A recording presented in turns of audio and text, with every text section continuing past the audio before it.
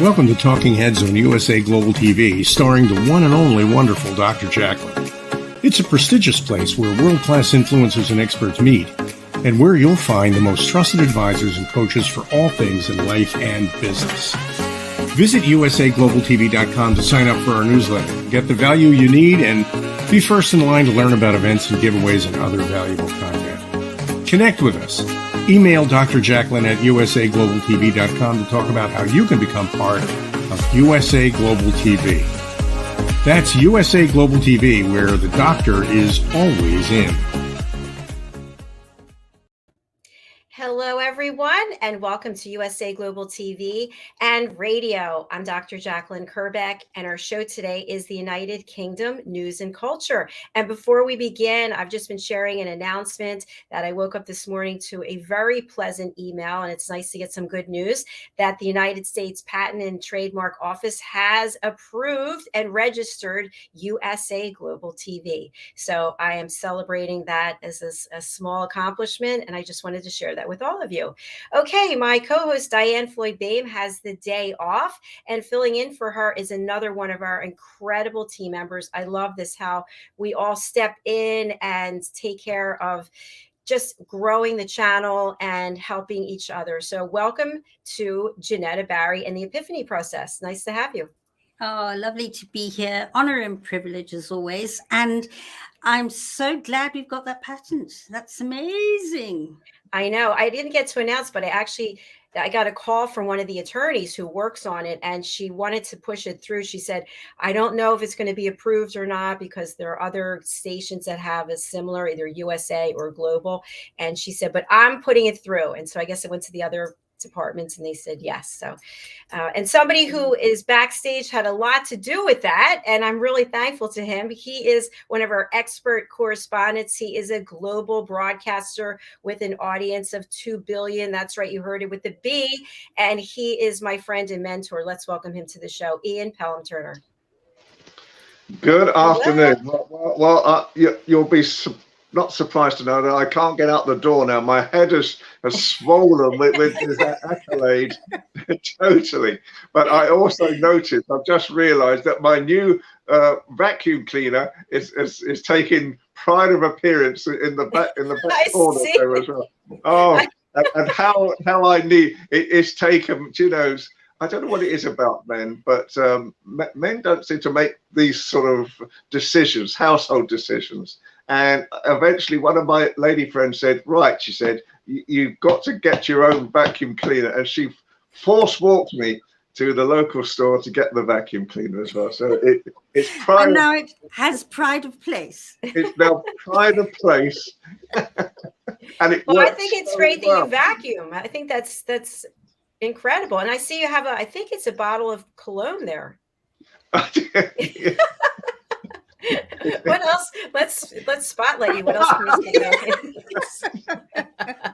Let's not go over the well, I know else what I've got to do. Do you know what? I've just come rushing in myself. We've just been doing another show, so I am reclined. I am happy. I'm very pleased that you've got your issues sorted out now with the logo and everything. So that is fabulous news. You deserve everything.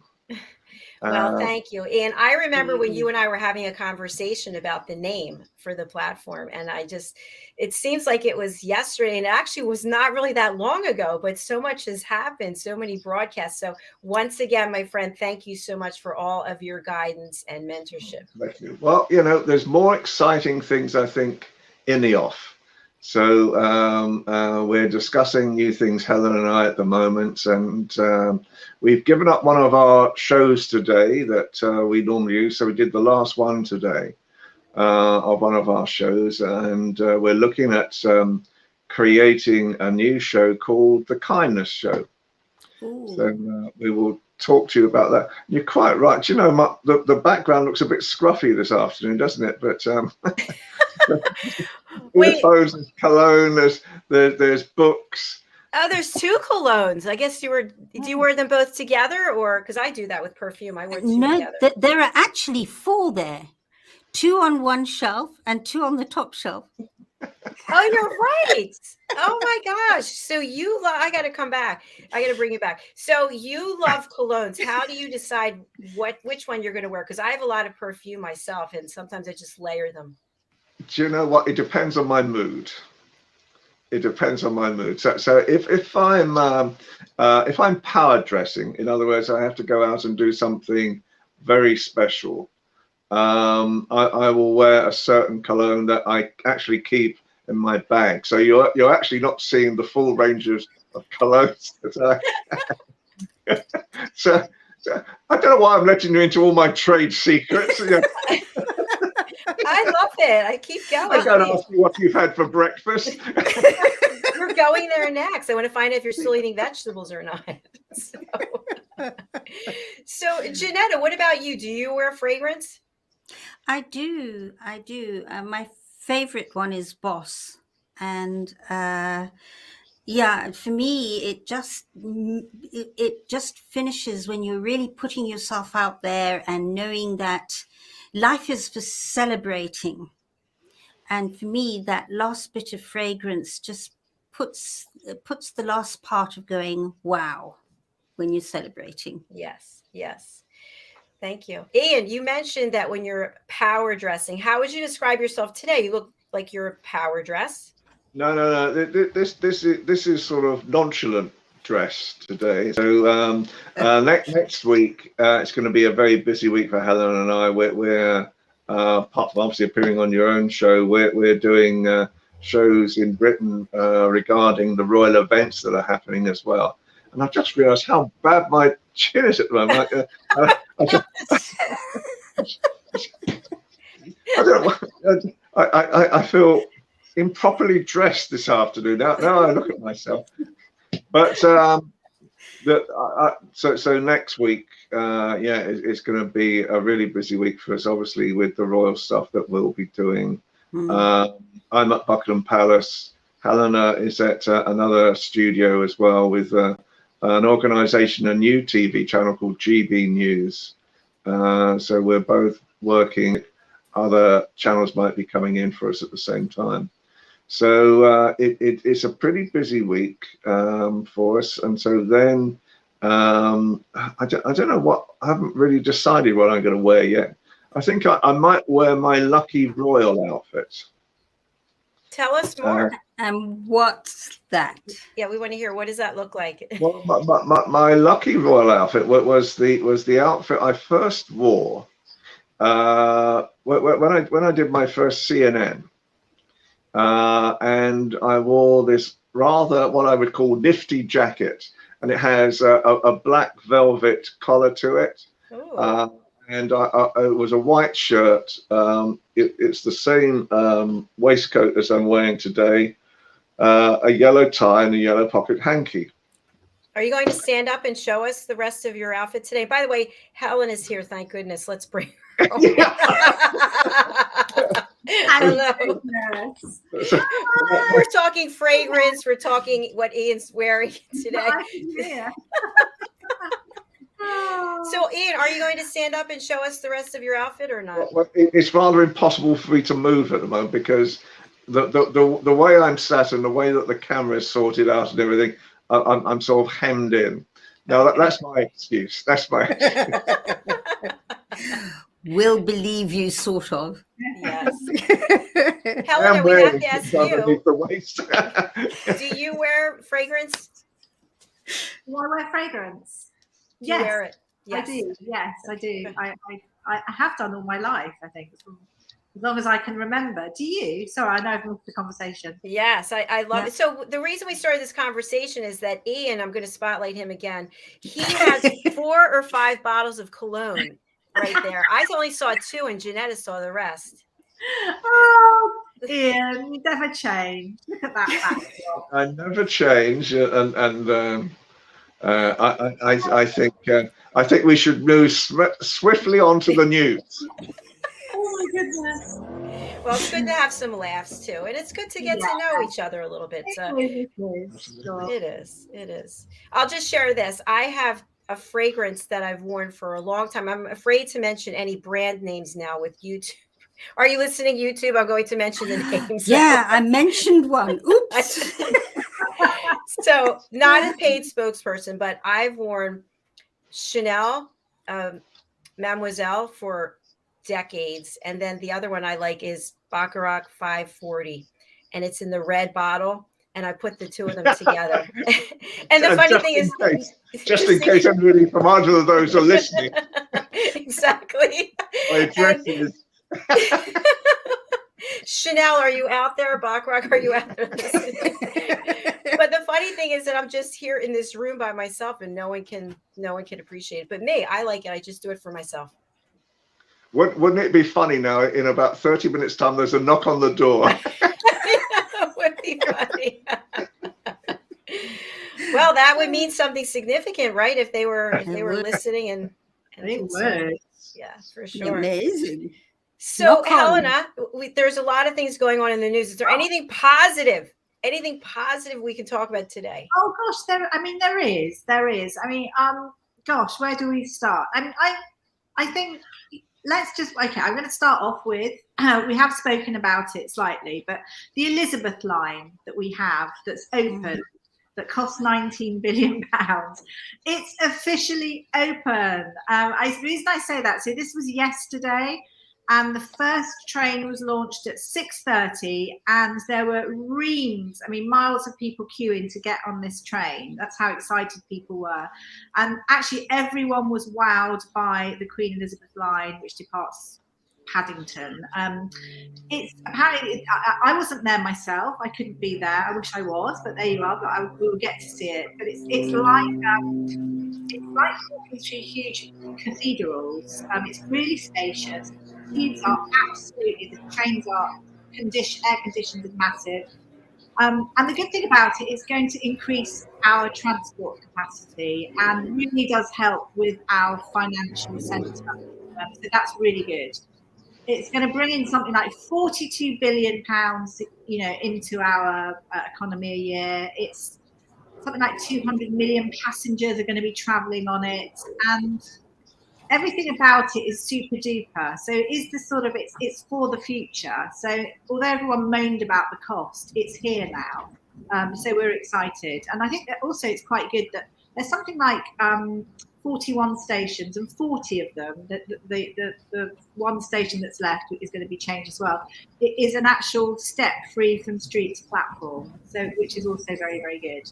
So I'm really excited about it, and obviously Her Majesty saw it. She turned up, I think, to cut the ribbon, etc. And that was last week. But we've got Helena? Yes. I do have a question. That really is exciting. I'm just wondering, for people who are not in the UK or they're not in London, what is the preferred mode of transport? Do many people, most people, some percentage of people own cars, or do people typically take public transport? Oh no, I think lots of people own cars. I think far too many people own cars. And in fact, I really do feel at this point, I would say I car share. For a number of reasons, but I think if we could all car share, it would be so much easier, because there are lots of families that will have something like 2 Jeeps and then another little car, and it's just madness. But anyway, tube, train, bus, I think it's pretty. I think the transport here in London especially is very good, I would say. I mean, obviously there's strikes and various things happen, but on the whole, if you need to get from A to B, it's pretty simple. But this line is really quite super duper, and it's going to really, really trim down a lot of people's journeys. And of course, anyone whose houses, I think, that are in the area have gone up so much. Yeah. Rental, and also I mean, so that's a win-win situation. There's still more going on, because I know it goes into the Kent. I think the train goes to Kent, and I think Colchester as well, but I mean, you still have to get off the train, but I think eventually it's going to be one swoop. So it's pretty amazing. I know it's taken many years to complete, so the celebration of its completion after so many years on its own is big enough. But do you know how many years it's taken? I don't know exactly. I thought it was something like 2009. Yeah. I mean, it's taken a long time, and I know it's 4 billion over budget. Just that 4 billion, but a small amount. But the funny thing is, sort of now it's completed. I mean, everyone obviously having moaned, and obviously our economy, etc. But now it's here. It's here for good, you know. So it's going to do a huge amount of good. So that, I mean, I think that in itself, and I can't wait to use it. But another, moving on, it's a story that I like to hear in a sense, and it's the Seaward Hotel in Weston-super-Mare, this huge hotel that overlooks the sea. It's got sea view, and it normally opens its doors to tourists each year. But the owner, who is Nitsa Michael, she's a lovely Greek lady. She's 84 years old. She's run the hotel for 60 years. And she decided, because of the war, Russia-Ukrainian, she decided she was going to take 100 refugees in, which she has done. They've arrived at the hotel. And she's working with her daughter to make everyone really happy. I mean, she's done a huge amount of work. And I just think how lovely, and the reason why she decided to do this as well is that she left Cyprus in the 60s. Her family actually had to flee in 1974 when Turkey invaded, and she remembers her family. They left with nothing, you know. They some of them didn't even have. Well, I think they did have shoes. They didn't have any proper clothes because they thought they were going back the next day. All these years on, still not being back. So she remembers that, and that's her reason to help. But I thought, how heartwarming. You know, I was speaking to Ian about it earlier. It's just, there's so much fabulous humanity in the world, amongst, you know, all these awful things. But there's so many good things to speak about. And I think what's lovely about it as well is she's getting the children settled into school. She's helping them get their doctors set up and get jobs and things like that. And it's an awful lot of give. And she wants them to enjoy the hotel and, you know, really treat it as a bonding experience as well, so that they can all get themselves on their feet. What a lovely lady. I mean, she deserves an award, being 84 and having run that place for 60 years. That's amazing. Wow. It really is.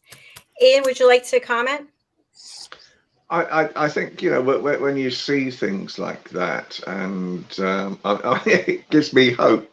You know, if she's 84 and I'm 71, then obviously there's 13 years between us. You know, so it gives me hope that perhaps I'll still be able to totter along as well. But I think the reality with things like this is that there is so much kindness in Britain. And it's one of the things that I think Helen and I are going to highlight a lot more, you know, the actual kindness of people. And I think it sort of shows that, you know, I was talking a lot today about obviously politics on another show. And it's almost like politicians have forgotten that word. But that they seem to be embroiled in just keeping their jobs rather than listening to the people of this country. And it shows in all sorts of ways, because, you know, we could be taking a lot more Ukrainian refugees in, but the process of getting them in the country seems to be so difficult for people as well. So I think you know, one of the things the government has to learn more, and we have to expel more, is the word kindness. Absolutely. I think we're all just speechless because it seems like it's such an easy thing to do.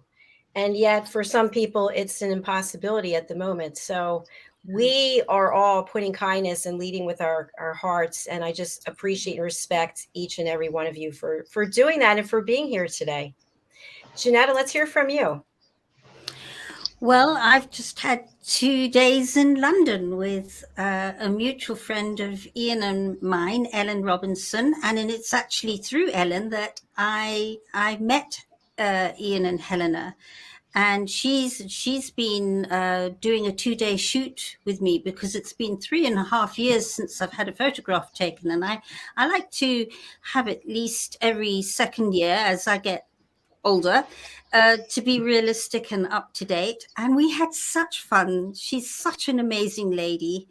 And I can't wait for her to get onto USA Global TV, because her heart is huge. Her intuition is even bigger. She's very, very, very good intuit.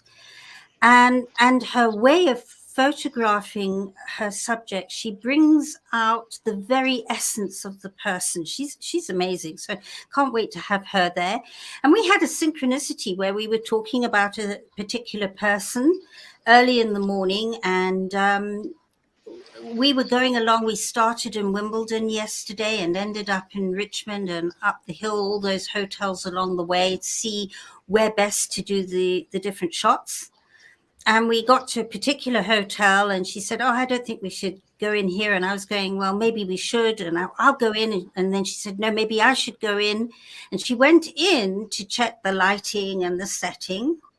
And there was this person we were talking about. So, and the lighting and setting was correct. So I went in, we took some shots.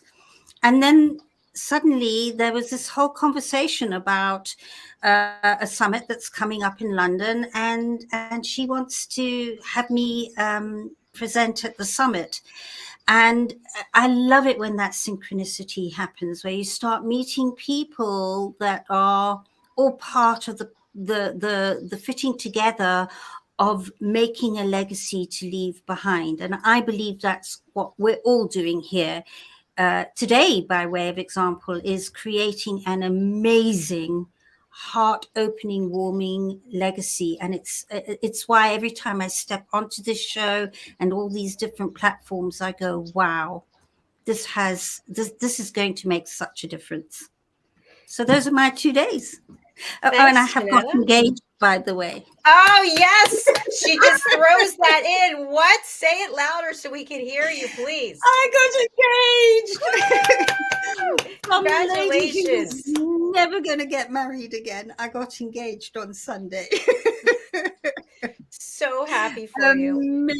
Amazing. You know, just such a special man. I was very ill 3 years ago, very ill. I had a gangrenous burst appendix, which the NHS left in me for 24 hours.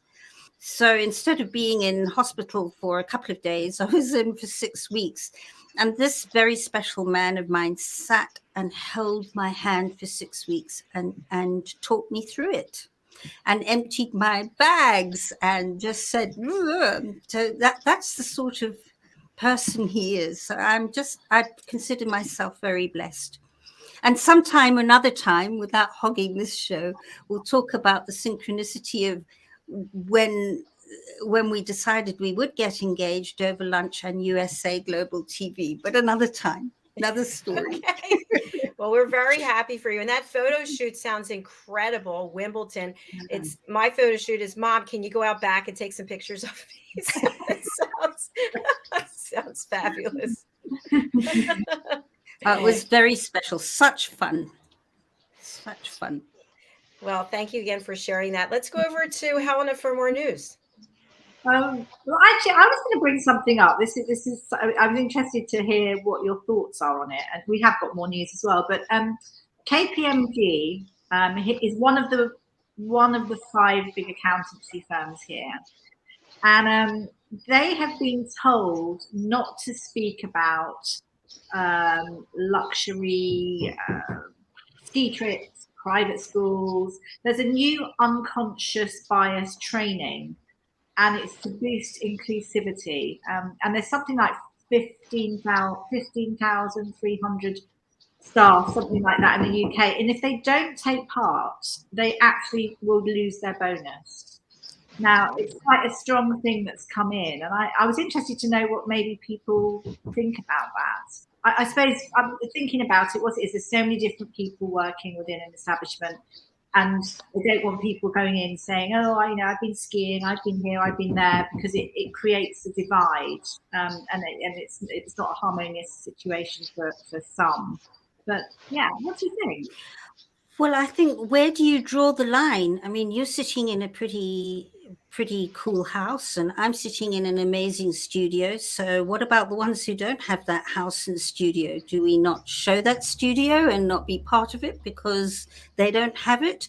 or do we show that there's a potential for so much more and a diversity of choice in the world, and you can choose to say, actually, I identify with that world and I'm going to be a part of it, or take that choice away completely? Well, that's a good point. I have something to add, which Madeline Chan, because you introduced me to her. But we actually teach a course, The Power of Listening, Part 3, and it's how to transition from a 3D world of materialism and capitalism to a 5D world where you're leading with your heart. So what I've learned from the training is that we can have nice things, but yet we don't obsess about them. We don't brag about them. We're not dependent upon them. We're really living more so where we're dependent and focused on lifting up other people, treating people with kindness and treating people with respect, as opposed to bragging about our materialistic things. What are your thoughts, Ian? Well, my thoughts return to my vacuum cleaner that That we can all see. Thank you. And for me, I was going to say it's a luxury. It's not a luxury, really. Do you know? I think I don't know. I think as I've got older, I just value the most simplest things in life, because they are the things that bring me happiness. And there was a period in my life when I was married, and we would go for the bigger house, the bigger car, the bigger luxuries, the holidays each year in hot locations. And in the end, obviously my former wife didn't feel happy. It didn't bring us happiness. And I think that the reality nowadays is that I lead a simpler life, but I wake up in the mornings feeling happy. And I think the value of things to me is do you know what one of the biggest values I think I get each day is to make someone else happy, or make someone smile, or just talk to someone. And so for me, it's the very simplest things. Yes, my vacuum cleaner is my latest toy, and so it helps keep the flat clean and tidy. But it's just very simple things that I enjoy more than anything. And I think when it comes to luxuries, I always remember many years ago that I was talking to this gentleman, and he looked after Shire horses, the very, very large horses in Britain. And we were talking one day, and he said, in reality in life, if you've got a roof over your head and food in your stomach, then you're living. And I've always remembered that as well, because that's the truthful part of it. And I think with luxuries to me are being able to have a roof over my head, to still be able to perform things like this, to still appear on shows like this, to still enjoy life at the same time. And I think that for me is the luxury of life. Very well said. Thank you. Thank you so much. Helena, how about you? Well, bringing it back to KPMG, because we took it on a, which I think I sort of agree with everything, really. I all the different fragments, but I suppose in this instance it's an accountancy firm with various different people. My feeling is unconscious bias training is actually probably a good thing for people to have, because unconscious bias is something that is within our society.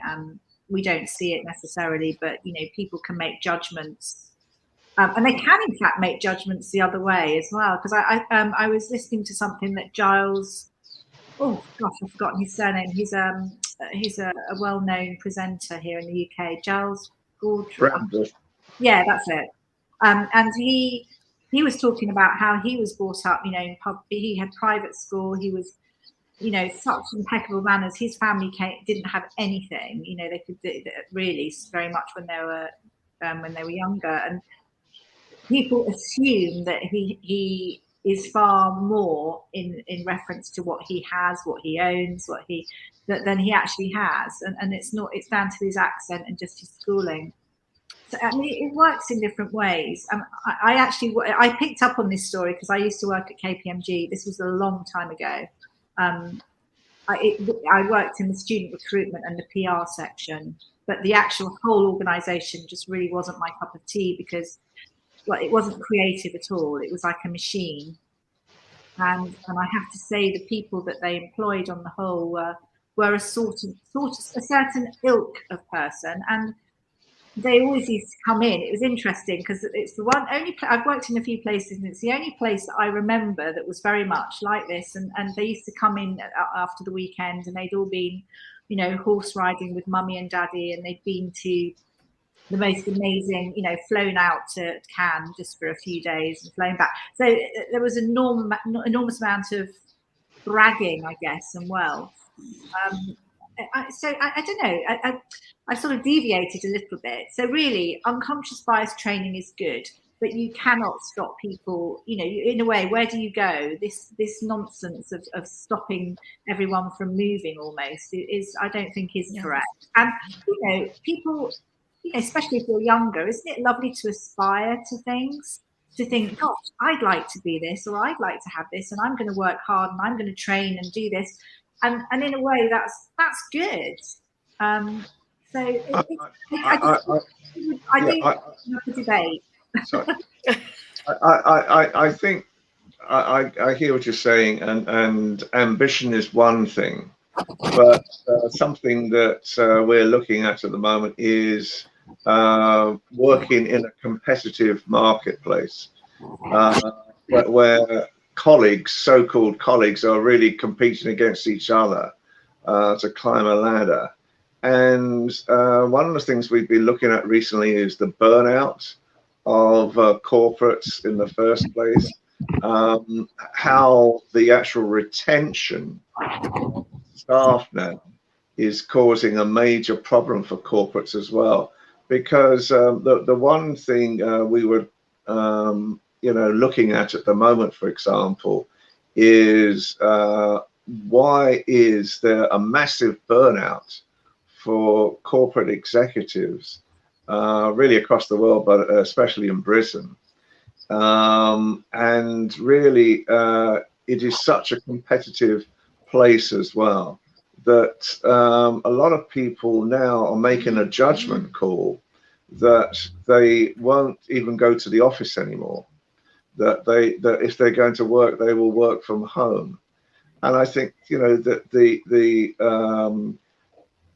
one of the things we're looking at for the future is actually teaching kindness and humanity to corporate companies, because I remember at times that you know, for a while I had to work in retail just to survive after all the problems that I faced.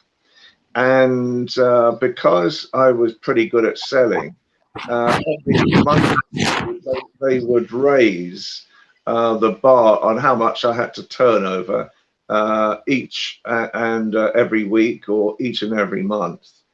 And as I attained that sale value for them, they would just raise it again.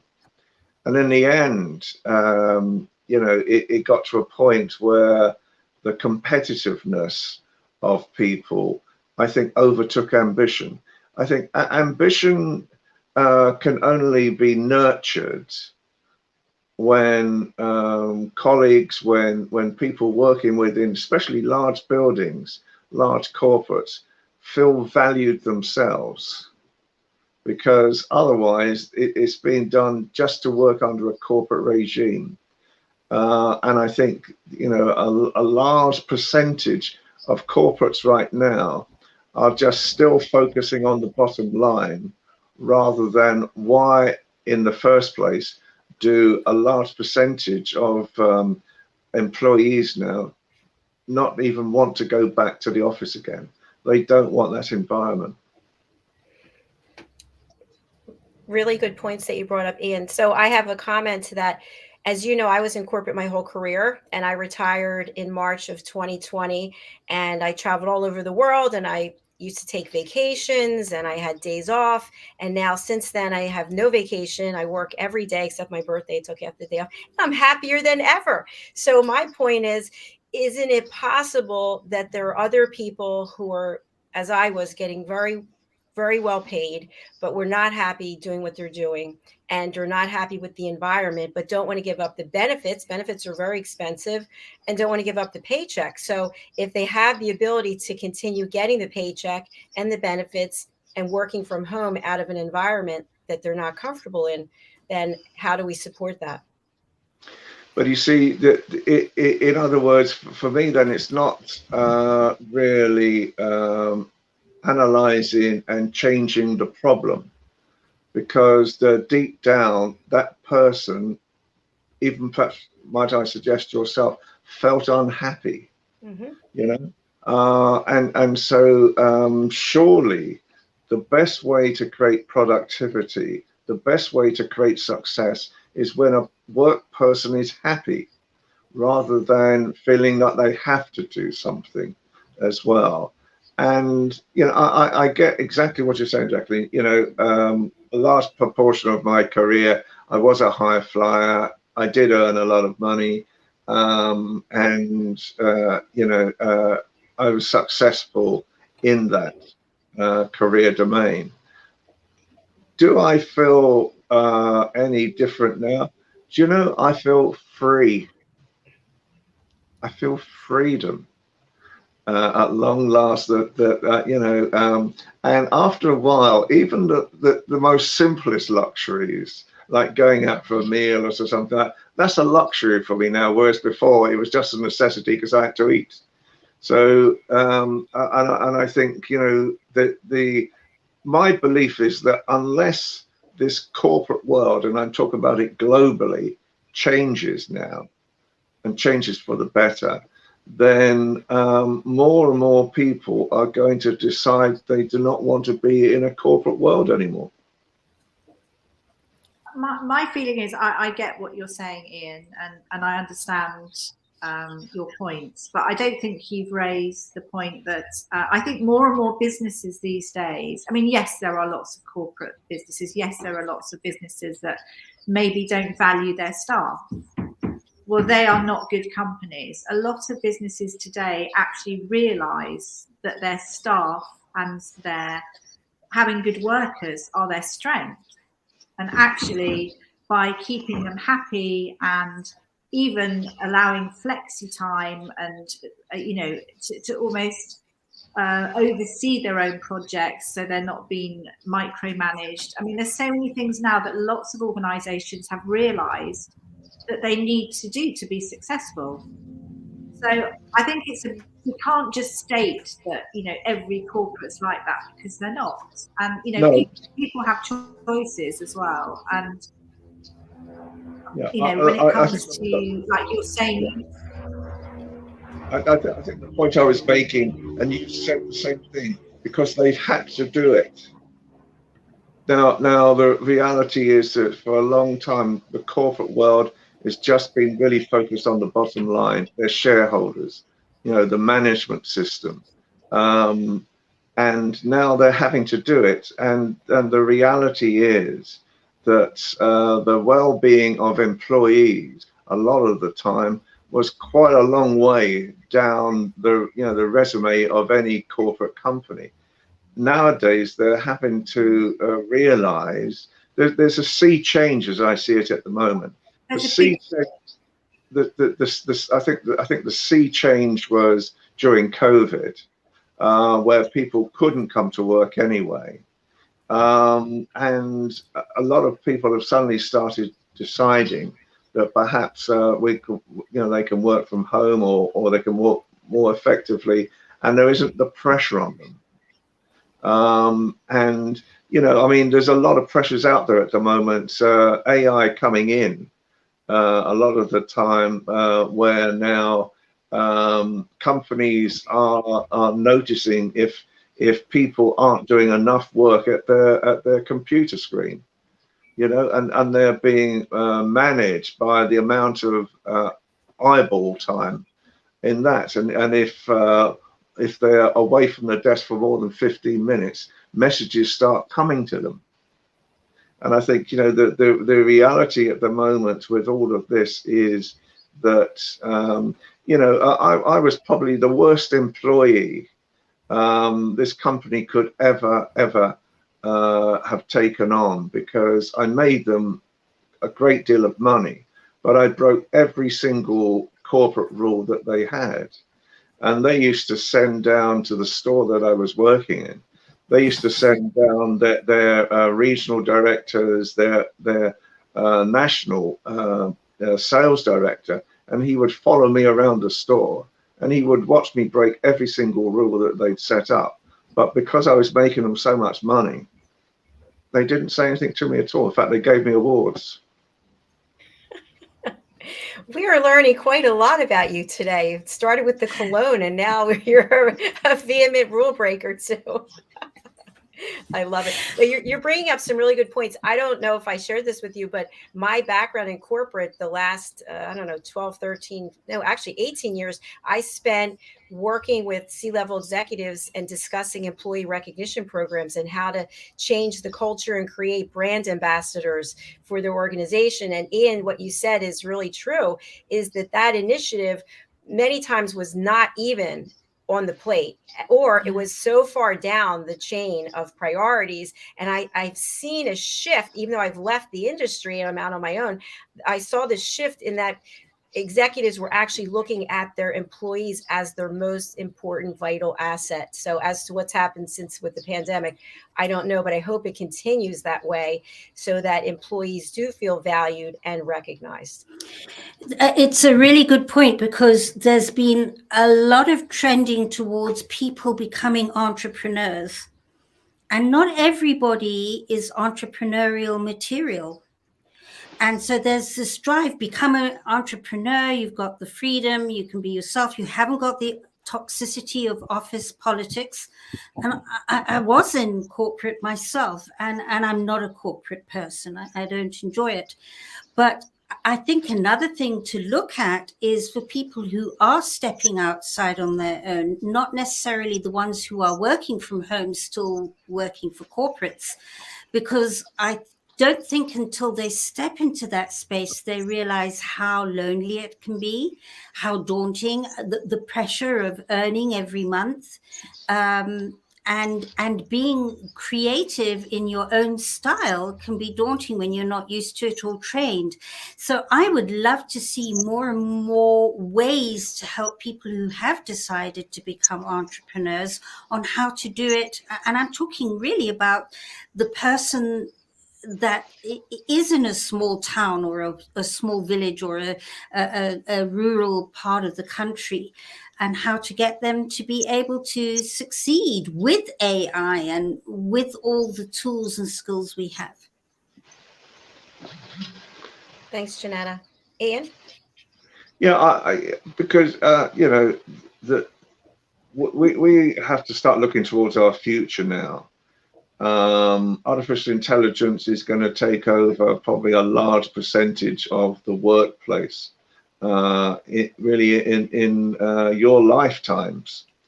And I think the reality at the moment is, what are people going to do? First of all, how are we going to survive? There is already talk in some areas where we may go on a Scandinavian system, where everybody gets paid by the government what's known as a living wage, because there's a large percentage of people that they don't have jobs for in that country anymore. And I think that there's going to be sea changes over the next few years, and I think values are changing as well. You know, we're talking about luxuries and so forth, and I always remember that when we were getting married, we put on our wedding list a color television set. This is going back, what, 1973, and my father said to me, he said, "What on earth do you want a color television set for?" Because all they had at that time was a black and white set. The old black and white set, and And I suppose at the time, I think my former wife and I recognized that we wanted something a bit more. Well, those aspirations now have grown and grown and grown and grown, you know, over the decades. And I think nowadays, it's my interpretation that perhaps younger people at the moment, they want to go into fields that they see are glamorous and apparently high paid as well. So obviously things like what we're doing this afternoon, there's a lot of interest in with young people. And I think, you know, that it seems to sort of be a culture now that probably one of the most highest amounts of interns coming into, or graduates coming into universities right now is media, which is good in a lot of ways, because I think, you know, communications is great at the same time as well. But it's, I think people's aspirations may have to change. And I think, you know, what we may be learning right now is perhaps simpler lives again, maybe give people more freedom and more happiness in the end.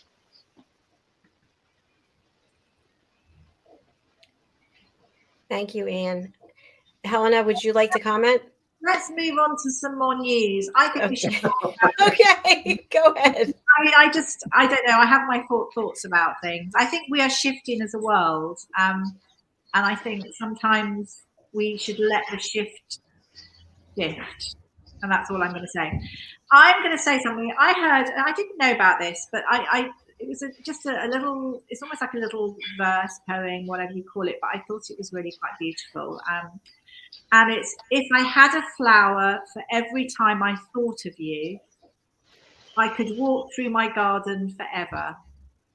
And it just resonated with me. I thought it was really beautiful. It's by Alfred Tennyson. And the reason why I'm bringing that up is we've been speaking quite recently about Dame Deborah James and how fabulous that she is and has been since being diagnosed with bowel cancer in 2016. The fabulous work that she has done to help people, to get people to understand bowel cancer, to really get out there, shout about things, and get people to check themselves, to just make people appreciate their life and live. And the list could go on. We spoke about how Prince William gave her medals for her damehood, and she's still raising a huge amount of money via her Bowel Babe Fund.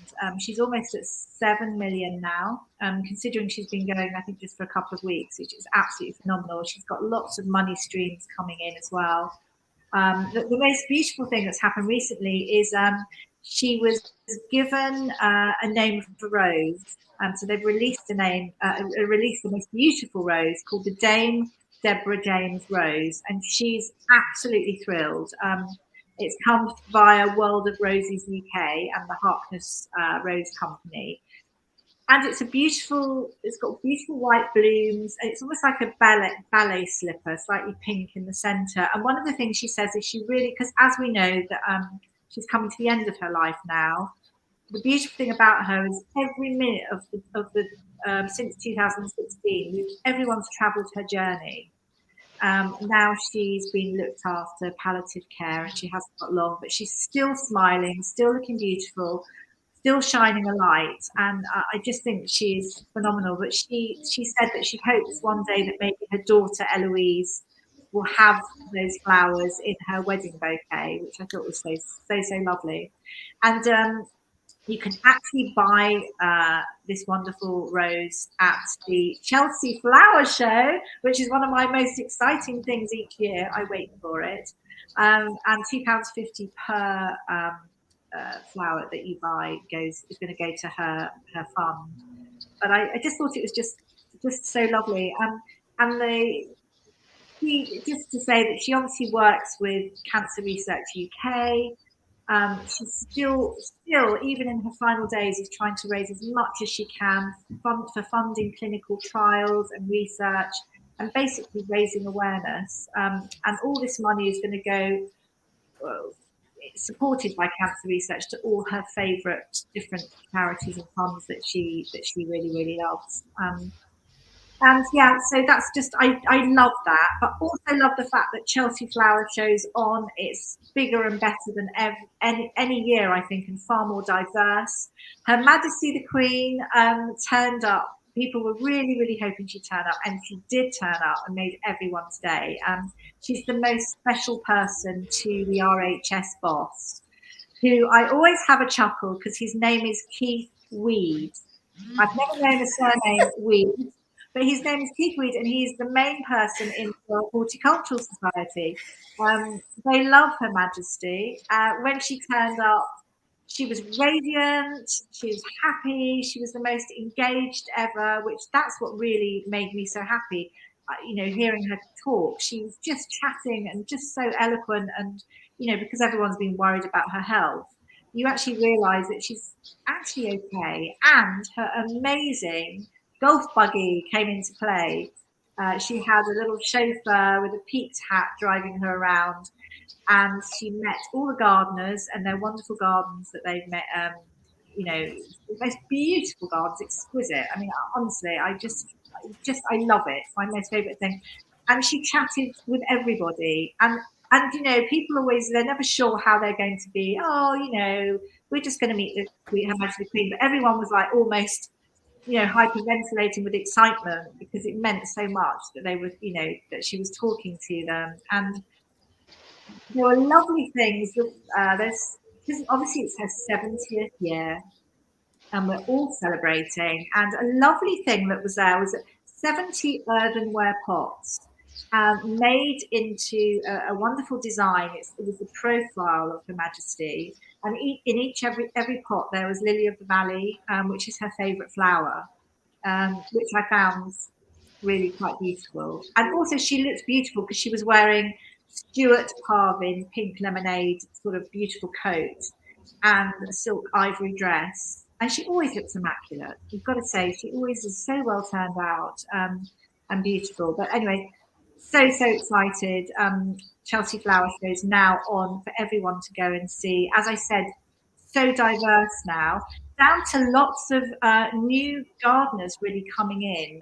One particular gardener, a young man called Tayshan Hayden Smith, and he's actually a founder of Grow to Know. And this started, we had the most awful fire, Grenfell Tower fire. I don't know whether you know that, Dr. JACALYN. It was a huge fire. It devastated lots of people. Really unfortunate. It was social housing, all burnt down, lots of lives lost. This particular chap who lived in the area was completely broken, but he decided to do what he could to try and join people together. So he found a plot of land and he just built this wonderful garden. And lots of people now go there in the area, but it was something simple. And now he's a great gardener, and he's on Gardener's World and TV and talks about, bringing people together. And I just think I really admire him. But there were so many people like that now at Chelsea Flower Show, which I think is really needed. Anyway, I'll go on and on talking about flowers if you let me. So I think maybe, I don't know. I'm not to break into your flowers, but I'm just watching. There's breaking news, and that British model Kate Moss, as we speak, is speaking up on behalf of Johnny Depp at the trial as we speak right now. So it'll be very interesting to find out what Kate Moss thinks about this whole trial situation. But apparently the breaking news is that she's giving evidence via a link from London to the Johnny Depp trial at the moment, an Amber Heard trial. So that's just, I just thought I'd add a bit of breaking news in, just to add that extra sort of bit of excitement, for the. I know how. Trust me, I know how Helena loves flowers, and bless her heart, great. How long have you two been working together? Over 15 years. I don't know. It's been a long time. When I first started working with Helena, I had hair of a golden color, and look what's happened. It was a long time ago. Well, that says a lot. I value every single time I work with Helena, and that's the truth. And I value every single time I work with you, Jacqueline, and bless your heart as well, Janetta. I think what you're doing, I think, brings more value, more luxury into our lives than you ever can possibly imagine. Oh, that's so sweet. Thank you. A question I have for the two of you, and Jeanette, I don't know, this might apply to you as well. So you have broadcast on various major networks across the world. What would you say are the main takeaways from that type of broadcasting as opposed to this type of broadcasting? Is one better than the other? How would you describe that? I think the reality of what's known, your type of television is known as OTT, over the top, which is really the future of television delivery anyway. So the way that you're working right now is the future. And it's the most exciting future as well. And something that I've been looking at, which is called niche television, is something that you could be looking at as well, and probably will develop in time at the same time.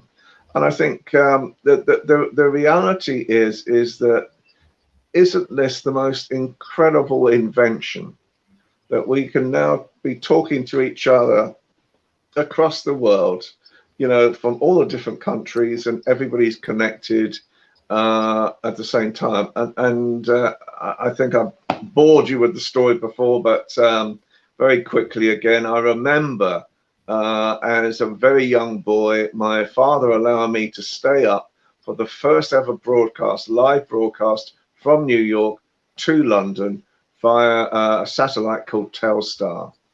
And I thought at the time, my goodness me, there's this gentleman stood in New York, and what an amazing future it is.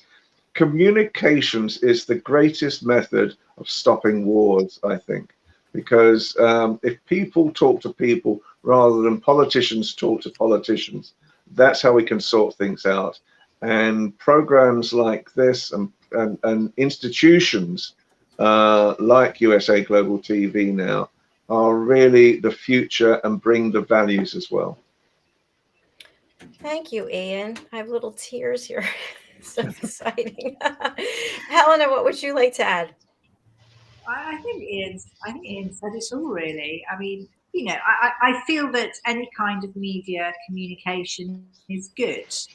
I think I feel joyful. I feel so happy now that we can communicate and build platforms and TV valuable material via speaking online. I think this is fantastic. But I wouldn't poo-poo other means of communication. I think talking is good. Talking for lots of reasons is amazing. So long may it continue. I just think it's I love it. I love it. And of course, Dr. Jacqueline, I think everything that you're building is super. I mean, really super, and done to a very very high standard, which I think is great, because you care, and that's good. And I think if people care and they have a passion, and you want to succeed, then it will happen.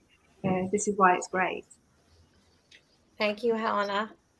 I appreciate that. Yeah, I would actually say, I think on a platform like this, and this form of communications through TV and radio on the internet, it's allowing a lot more people with a lot of talent, because as many of you know, I'm passionate about creativity and talent, to be able to more easily get out there and practice their talent and share their talent and help others with their talent. So more than ever before, these platforms are getting people to places that were impossible before. And thanks, Janetta. Before I take you off spotlight, can you just share a little bit about this fabulous event that we're going to be holding here in October? Yes, World Jenny's Day. World Jenny's Day on the 10th of October is going to be held over 17 hours on USA Global TV, starting because it's the 10th of the 10th at 10 a.m. UK time and ending at 10 p.m. Eastern time in the States. And we're using theater and the arts to normalize conversations around depression and suicide, and also to celebrate mental health wellness. And we're going to have people performing throughout each and every hour. We're going to have people from all around the world talking about what they're doing that World Jenny's Day in terms of their creative aspirations or stretches or whatever it is. And we can't wait. It's just going to be the most amazing day. I'm inspired, and it's just so lovely to be able to put this opportunity of expanding all of this through USA Global TV and making a difference with World Jenny's Day. Thank you so much. And I'm hoping that my friends and colleagues here are going to take over part of the time so I can get some sleep in hosting the show. That would be very special. Yes, I'm putting Helena and Ian on the spot. We look forward to celebrating with you, absolutely, and celebrating mental health wellness. Yeah, absolutely. It's going to be absolutely fantastic. Thank you amazing. So much. Well, we are actually over our time, and I didn't run any sponsorships. I was so engrossed in the conversation. So as we sign off for today, as I always do, I'm going to go to each one of you for a final message to leave with our audience. Let's start with Janetta. Well, just to say that if you're going through a time, in this time where so much can feel so daunting, we're talking about global communications. It really is about learning to know how to reach out to people and talk differently, because when you do, the response you get back is so heartwarming. So if you're in a difficult time in this space and time, reach out to somebody that you know could actually give you a message you never expected. Beautiful. Thank you. All right. And over to Helena. Well, really, to thank you for a fabulous show, as always. It's always good to talk. And I think just something that I think was taken from us talking, that I just think that simplicity definitely is the way forward in everything, to be quite honest. And taking that thought of Ian and his previous life and to where he is now, feeling happy and calm. It's simplicity really does give you that. So thank you. A fabulous show. Look forward to next week. Thank you. And over to you, Ian. Well, I think old age brings you kindness, brings you happiness, and I can recommend it to anyone. Grow old, either gracefully or disgracefully, but either way, enjoy life, and don't forget kindness in all its formats. Thank you so much. And can you elaborate a little bit about the Kindness Project? Any information you can share with our audience? Well, Helen and I are going to be launching this. We're doing soft launches really from next month, where we're working with one shopping mall to start off with, and food banks, where people from food banks through our kindness card scheme can actually gain discounts in a shopping mall in a poorer part of North London. We're hoping that before too long, that in September, the kindness theology will be going through 600 schools in Britain to try and, if pupils show an act of kindness, they will get the kindness card, which will allow them to get some discounts in local retailers as well. And probably most importantly, something that we will talk to you about as well, we want to create kindness television as well, which will really highlight the people's kindnesses, but it will also help to support charities and good causes at the same time. I love that. I love how you keep expanding it and making it so much of an opportunity for anyone and everyone across the world to get involved. So count me in, whatever it is I can do. Excellent. Yeah, thank you. Thank you. Amazing. All right, we're going to sign off. Our next show coming up is the Talking Heads panel. And this is a group of our Talking Heads experts. They may have met each other, may not have. They're put together on a panel, and I give them the topic 5 minutes before the show starts. So I'm still evaluating what the topic's going to be. So stay tuned. That show is coming up next. Thank you again to our wonderful panel here today. I really do love each of you, and I thank you for all the support and love and mentorship and coaching that you've shared with me. So thank you, Janetta. Thank you, Helena. Thank you, Ian. Excellent. Thank Thank you. Bye, everyone. We'll see you soon. Bye. Bye.